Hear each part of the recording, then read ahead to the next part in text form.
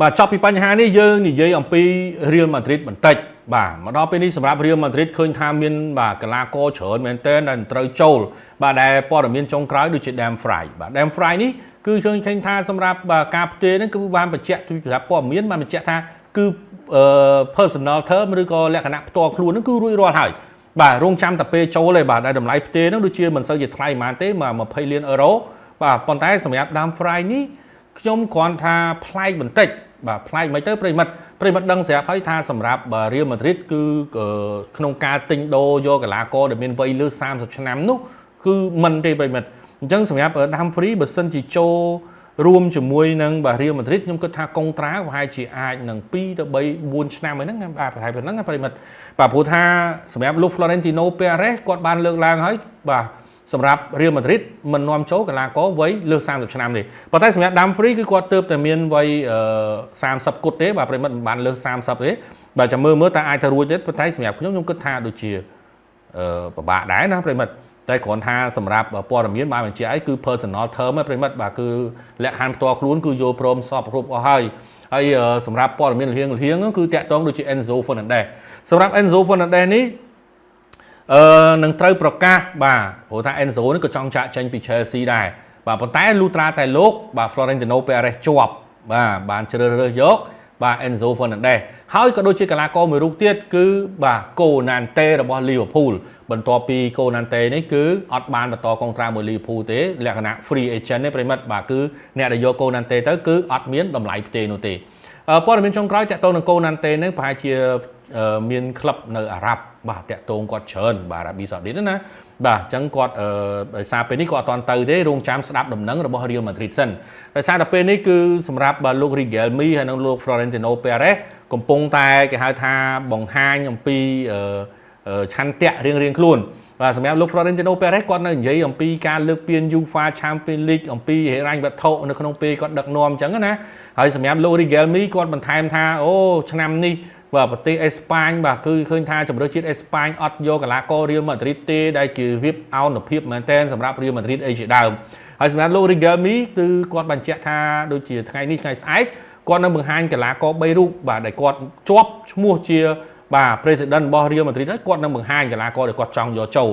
បាទអញ្ចឹងកីឡាករមិនមែនមានតែ Dumfries នេះទេអាចនឹងមាន Porro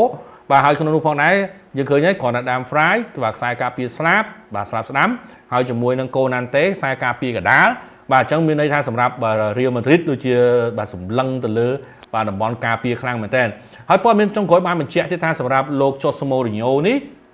គាត់នឹងបាទយកខ្សែការពារបើមិន2ទេ3នាក់បន្ថែមបាទអញ្ចឹងលោក Jose Mourinho គិតអីបាទត្បិតមកដល់ពេលនេះ Real Madrid មិនទាន់ប្រកាសជាផ្លូវការសម្រាប់ការចូលរួមរបស់លោក Jose Mourinho ជា manager ក៏ពិតមែនប៉ុន្តែបាទយោងតាមព័ត៌មានបានបង្ហាញថាគឺ 100% ហើយបាទរងចាំតែបាទការបោះឆ្នោតបាទជ្រើសរើសបាទប្រធានក្លឹបថ្មីរបស់ Real Madrid ឲ្យបានចប់សពគ្រប់ទេប្រិមិត្តបាទការបោះឆ្នោតបាទបង្ហាញលទ្ធផលចប់សពគ្រប់ពេលណាគេនឹងបាទប្រកាសបាទសម្រាប់លោក Jose Mourinho ជាផ្លូវការ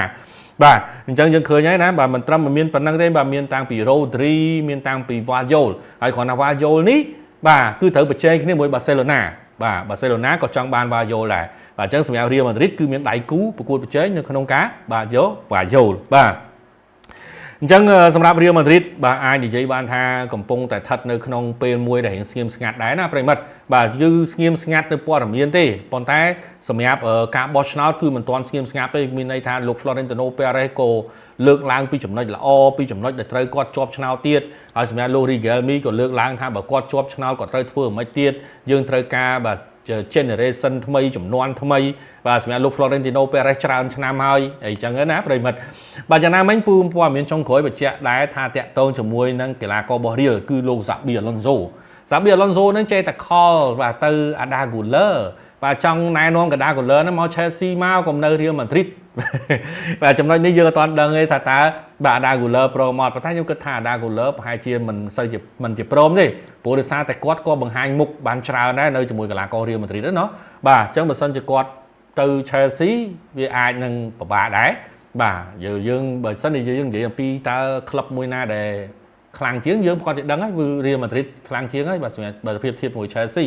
បាទព្រោះឥឡូវបើសិនជាយើងនិយាយអំពីក្លឹបដែលមានតម្លៃខ្ពស់ជាងគេនោះគឺ Real Madrid បន្ទាប់មកគឺ Barcelona បន្ទាប់មកគឺ Manchester United ហើយ Chelsea នៅលំដាប់ក្រោមបន្តទៀតបាទអញ្ចឹងសម្រាប់រឿងរ៉ាវរបស់ Real Madrid នេះយើងអាចនិយាយបានថារៀងតានតឹងបន្តិចកីឡាករដែលត្រូវចាក់ចេញមានបាទ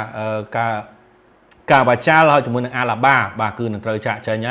ហើយប៉ុន្តែសម្រាប់ Ceballos គឺកំពុងស្ថិតនៅក្នុងមន្ទិលខ្លាំងមែនទែនមិនដឹងថាអាចចេញឬក៏អត់ដែរទេតែសម្រាប់ Real Madrid ប្រហែលជាអាចនឹងបញ្ចេញកីឡាករមួយចំនួនដែរមិនអាចយកមកដល់គោជើងគ្នាច្រើនពេកនោះបានទេត្រូវបញ្ចេញខ្លះបាទអញ្ចឹងប្រហែលជាអាចនឹងមានកីឡាករចាក់ចេញបាទមានដូចជា Brahim Diaz Ceballos ឬក៏បាទមានដូចជា Mastantuono អីជាដើមបាទចាំមើលបន្តទៀតមើលតើ Real Madrid នឹងបញ្ចេញកីឡាកររូបណាបន្ថែមទៀតបាទគ្រាន់ថាឥឡូវនេះគឺស្ថិតនៅក្នុងការទន្ទឹងរង់ចាំដែរប្រិមិត្តរង់ចាំឲ្យបោះឆ្នោតសិនសូម្បីតែការចុះឈ្មោះបាទក៏ដូចជា Dam Fry នេះបាទថា 100% ទេប៉ុន្តែនៅអត់ទាន់មានការប្រកាសនៅឡើយទេបាទអញ្ចឹងយើងរង់ចាំមើលបន្តទៀតមើលថាតើបាទ Real Madrid នឹងយកគាត់បានដែរឬអត់គ្រាន់តែព័ត៌មានបញ្ជាក់ថា personal term ឬក៏បាទលក្ខខណ្ឌផ្ទាល់ខ្លួនហ្នឹងគឺ 100% ហើយ